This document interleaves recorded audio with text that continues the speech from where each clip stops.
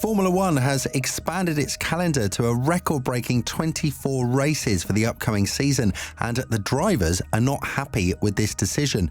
After the last race of the 2023 season, it seems like they've raised their voices and concerns against the sustainability of the expected calendar, especially after witnessing the time difference shock from Las Vegas to Abu Dhabi in the matter of a couple of days. The response of Sulayem was what you would normally expect from the FIA president, but Russell has taken things to a further extent, providing a solution not only for the drivers but for the team crew as well. Are we going to witness some changes to the F1 calendar? And if so, what could they be? The Formula One sport is currently going through a huge expansion process, largely granted by the Drive to Survive documentary, as well as the newly injected fan base from the North American continent. Obviously, this is a really good thing for the sport because it's a market they've been trying to breach for quite some time. And after Liberty Media took the marketing rights into its own hands, it made sure that this goal would be achieved. But is it sustainable? And what are the drivers and the teams actually having to go through?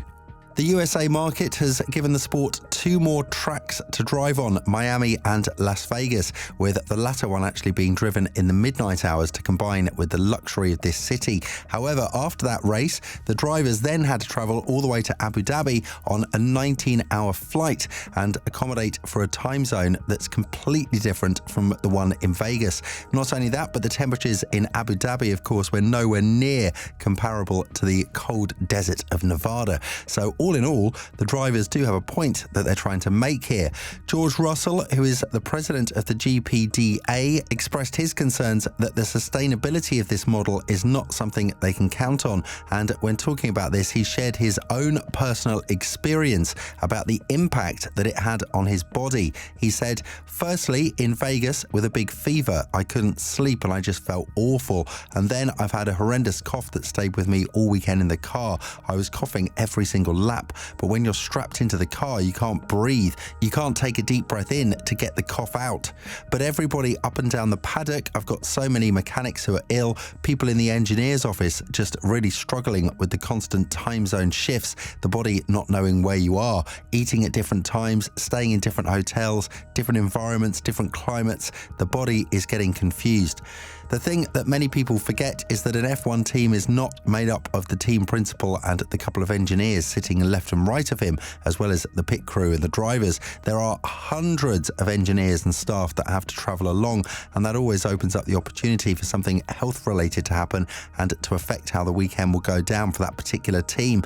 In this instance, Russell's example is perfect. You can't expect 4,000 people to visit all of the 24 races in a season, especially with how far the drivers and the team have to travel in a matter of days, let alone weeks.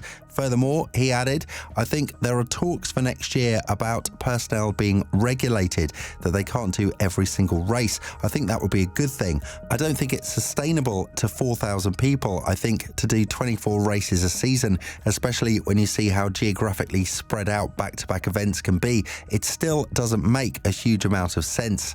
The same opinion was shared by the three-time world champion, who hasn't been shy about criticising the ever-expanding calendar of the sport on the backs of the drivers and the teams. When talking about the current issue, which is the 12-hour time difference between Vegas and Abu Dhabi, and the entire crew having little to no time to accommodate it, Verstappen went on to say, it's a bit tough to understand what time zone that you're in. I think what does help here is that it's all a bit later, like you try to have a good night's sleep and stuff. I definitely think for the future, of course for next year it's not possible, but it's a little bit odd that we are on the other side of the world basically before getting here, especially when you're talking about sustainability. It's probably not very sustainable, not only for the emissions but also for the human body. Eventually we always deal with it, but I don't think it's great. Some of the drivers have also felt a lot of issues with their well-being, as Esteban Ocon was questionable for the Abu Dhabi race due to his health conditions. The fever that he suffered from this weekend has been related to the strains of the current F1 schedule, as Esteban said, and with the Frenchman arriving in Abu Dhabi unwell and not participating in media activities on Thursday, it does hold some value to listen to these drivers and have them change something in the current calendar.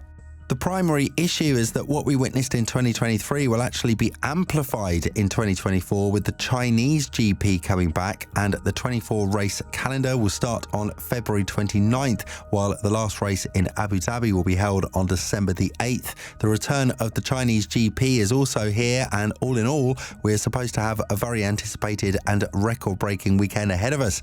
The only thing is that the majority of the drivers and the members of the teams will not feel well when the calendar switches from one race to the next, and we've seen that some of the venues have been pushed to being held a lot earlier, such as Suzuka from the 5th to the 7th of April, when the traditional time of this race was usually around October.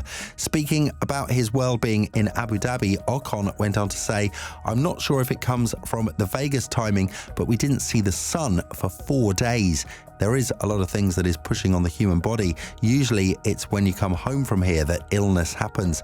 It's one more race than last year or 2 more races. The body is not designed for that, and not for 24 or 23 races. So let's see if we can escape from that next year." Definitely, this is the consequence of the sport growing and notching earth-shattering revenue numbers, but the fact is that at a certain point some things would have to change due to the sustainability of it.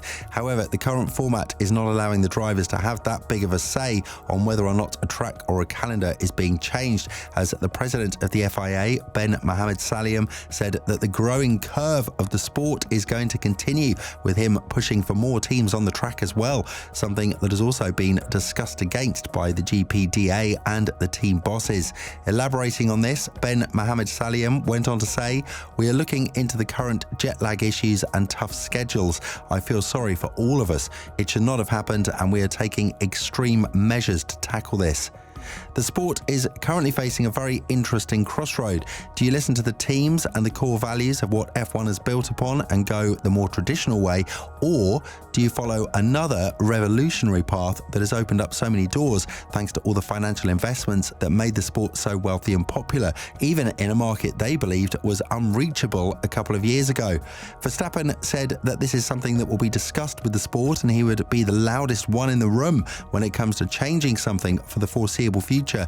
As he said, "We'll talk to F1 about that. If there is something that we can do for the future to make it a little bit more of a normal end to the year, because it's already a lot of races, a lot of travelling in the end after the summer break, basically.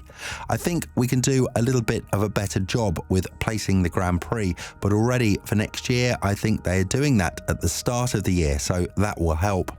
With this in mind, do you think that the F1 calendar needs some serious change? Let us know in the comments below.